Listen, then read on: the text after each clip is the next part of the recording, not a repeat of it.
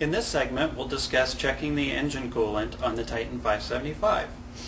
We'll start out by removing the left side engine cover to gain access to the coolant reservoir.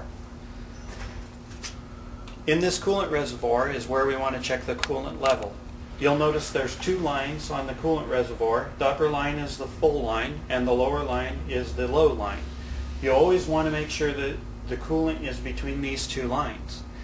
The best time to check this is in the morning before you've run the machine when the engine is cold.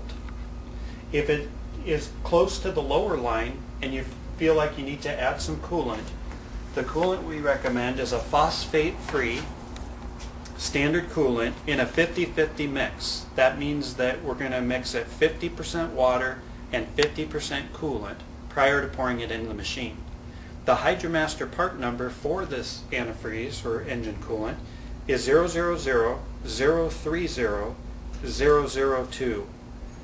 This is the only recommended coolant for this machine.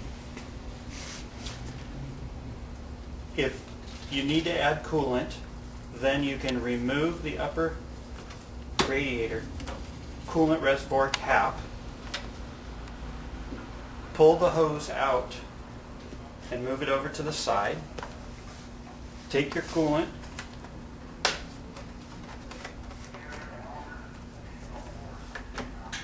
pour it into the top of the reservoir until you achieve the level that you desire between the two lines. Reinsert the hose assembly into the coolant recovery tank, making sure that you snap the lid down tight until you hear it pop and that the seal is seated properly so it won't leak.